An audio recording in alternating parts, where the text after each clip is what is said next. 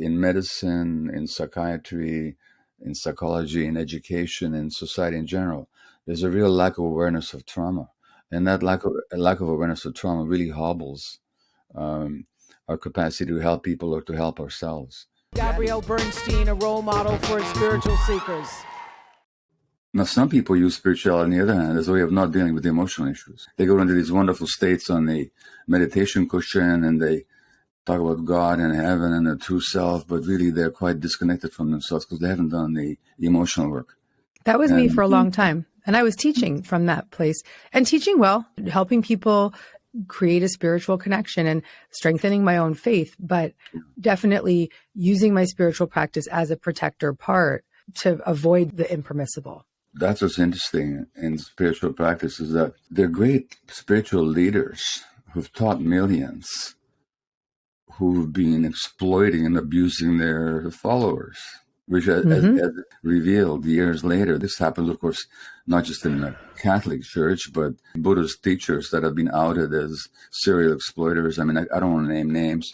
I've been the victim of I don't love the word victim, but I've been the victim of two of those scenarios. Yeah. So here are these people who have genuinely reached deep states of spiritual awareness and realization, but who have not worked out their traumas, and therefore they inflict their traumas. They use their power and their influence to inflict their traumas on other people. And from my point of view, not that there needs to be a competition, but if somebody wants to get whole, I say do the emotional work first. Mm-hmm. And that's what I've been up to, not to denigrate or dismiss the other, but because I think we're not complete if you just go one way or the other. But I think the bigger danger here is that people get spiritual beliefs and practices and realizations, and they leave their traumatized selves essentially untouched, and they're not even aware of it. So I think that's the bigger danger here. Yeah, I completely agree. And I think that we have this shared language around different parts. And I think that the compassion I can see for myself and the decade of spiritual bypassing is that I wasn't quite safe enough yet to even remember my trauma. My trauma was dissociated trauma. And the foundation of my spiritual practice actually helped me create that safety to remember. Mm-hmm. Now, upon remembering and doing the deeper work, I couldn't agree with you more. I think that deeper work is the true healing. And I thank my spiritual practice for helping me get there, but I couldn't sustain that. Throw yourself against the wall and then peel yourself off the wall and then pick yourself up back again with your spiritual practice. Like that wasn't sustainable for me. And so the deeper work is the greatest spiritual practice of my life. Whether you come at things from the spiritual perspective or from the emotional, psychological, trauma-informed perspective, it takes constant work and integration. The Buddha talked about our habit energies. And habit energies are those ingrained patterns that just automatically take over. Unless we're vigilant and mindful and unless we take care of ourselves. I really want to reflect back to you also. I actually saw you live for the first time when we were in Florida together at the High Watch conference.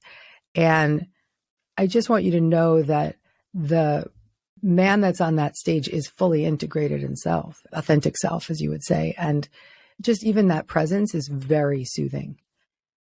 You spoke with so much clarity and it was direct, but it was the presence alone was enough for me. It was just everything for me. Yes, and I'm told that. I'm glad that that's the case. Sometimes I'm reminded, though, of something that the great Russian dancer Nijinsky said, sort of the Nureyev and Baryshnikov of his day, and he would execute these amazing leaps on stage. And he was asked, how do you do it? He says, I don't do it. He says, when Nijinsky's there, it can't happen. You know? That's right.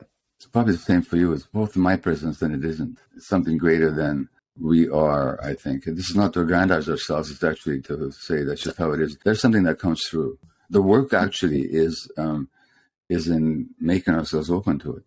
I'm a sober woman of 17 years, and I want to say thank you for the commitment that you've made to addicts in helping us recognize that, as you say, the source of addiction is not to be found in the genes, but in early childhood environment.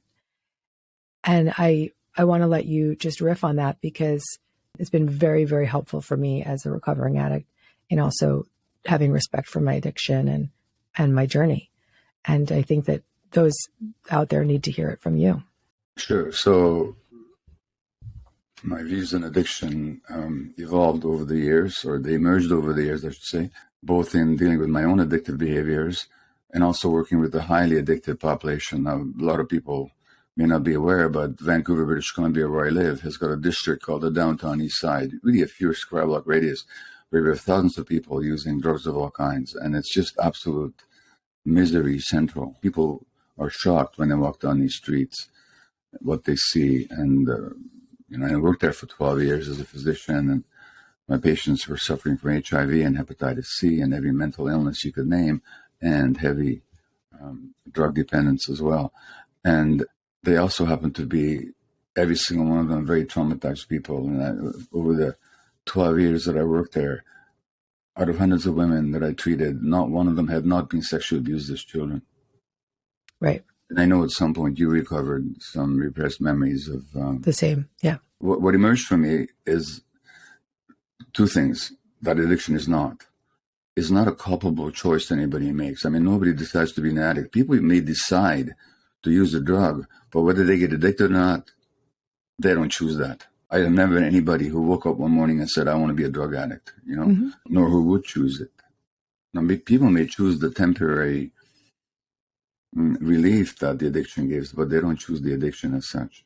Number one. Number two, it's not an inherited disease. In fact, it's not a disease at all. And so I really resist the medical mantra and the treatment industry mantra, this is a disease. It can behave like a disease in the sense that it causes physical and mental harm. It has relapses and remissions, but that doesn't make it a disease. And what it actually is, if I give you my core definition of addiction, then addiction is manifested in any behavior in which a person finds temporary pleasure or relief and therefore craves, then suffers negative consequences and has trouble giving up despite the negative consequences. So pleasure, relief, craving in the short term, and difficulty giving up in the long term. And so then if I asked you as an identified formerly addicted person, and you've had addictions to substances, but also to behaviors, any one of them, I don't care which one, but what did they do for you in the short term? What did you like about them? They gave me relief. Relief from? Relief from terror. And who needs to be numbed, by the way? Who needs to be numbed? Yeah. In that instance, the child parts of me. No, I don't mean analytically. I mean, when do we need to be numbed? Oh, when we're in pain. There you go. Yeah, exactly. So, no, relief from terror and pain relief, are they good things or bad things in themselves? In themselves, they're good things. Yeah. So that's my point. The addiction wasn't your primary problem. It wasn't any kind of a disease. It was an attempt to solve a problem. Yeah. It was a doomed attempt to solve a problem. The problem with emotional pain.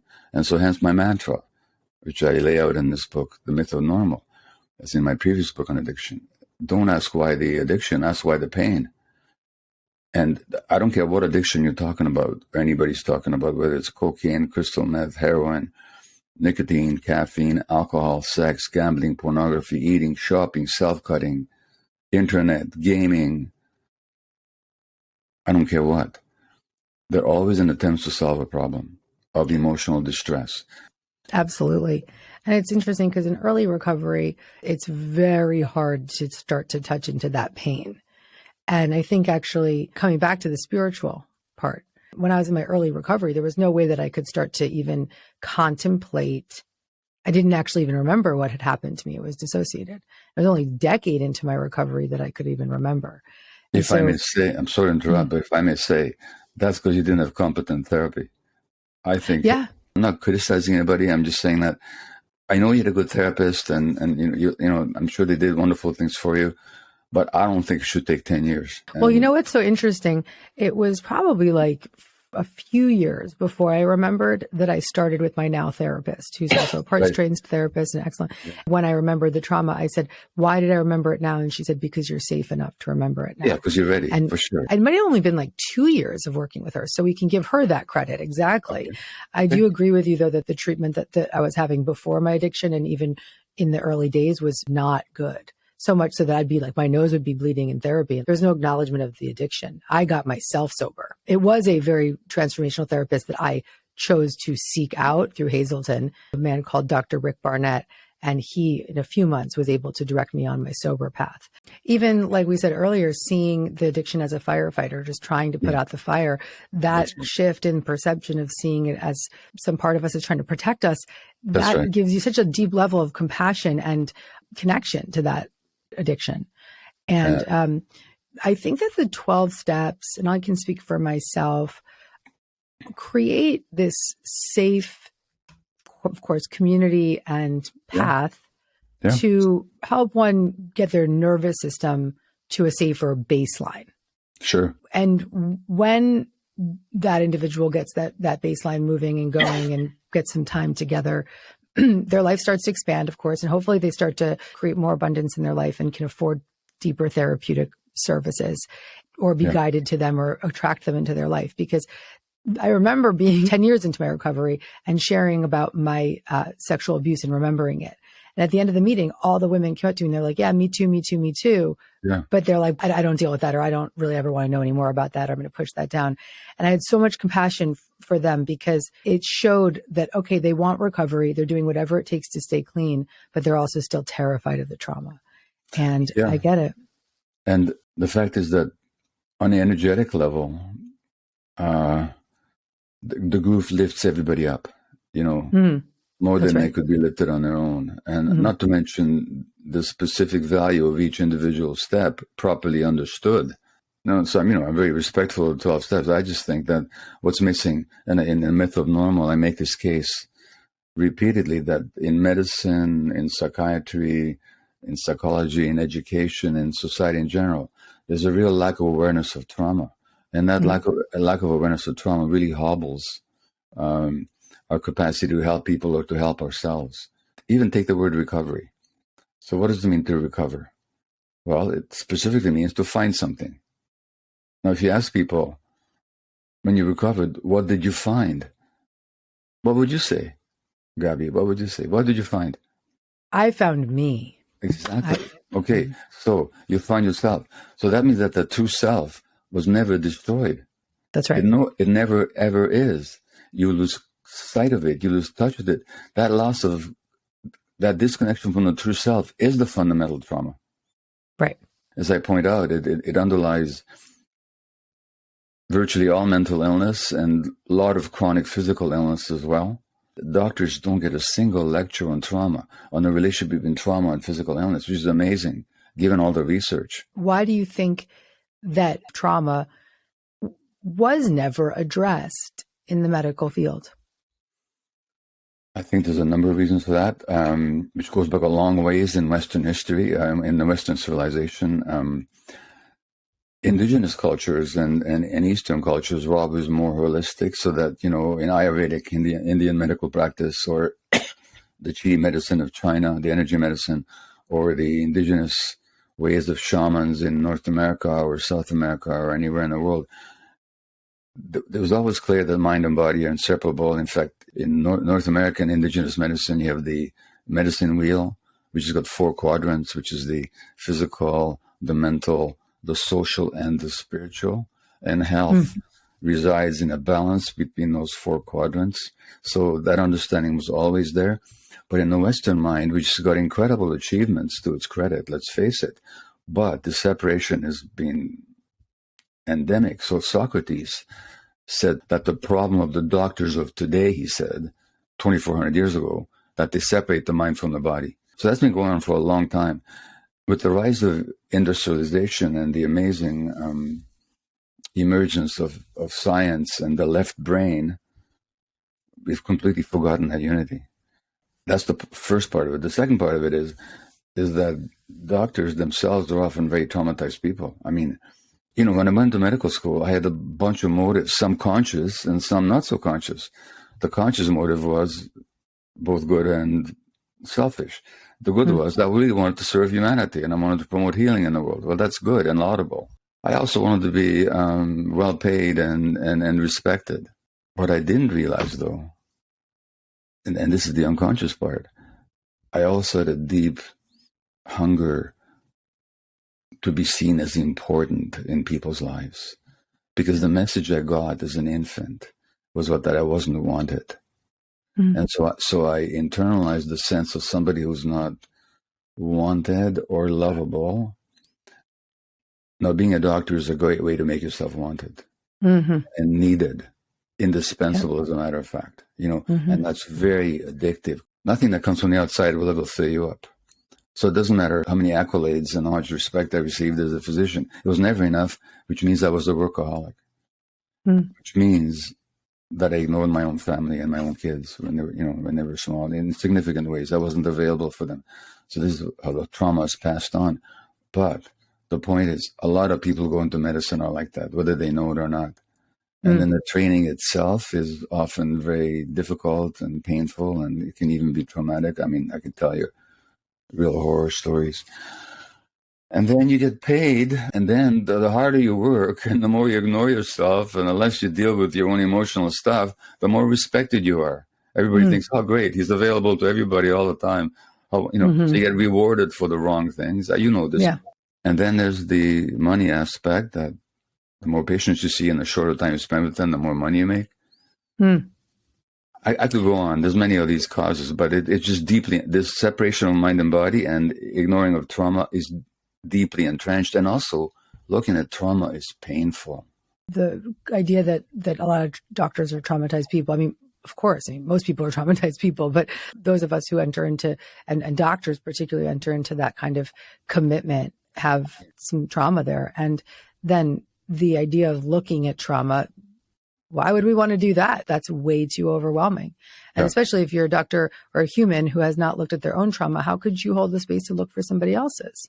Well, and medical training, actually, you get inured to your own trauma. I mean, you're sleepless, you don't eat well, you're demeaned, you're shamed, you're given way too much responsibility before you're ready for it.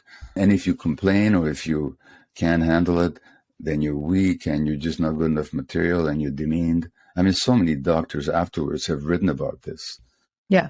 I think it's getting better. I think from that point of view, younger generation of doctors probably have it better than, say, my generation did, but this has been the routine.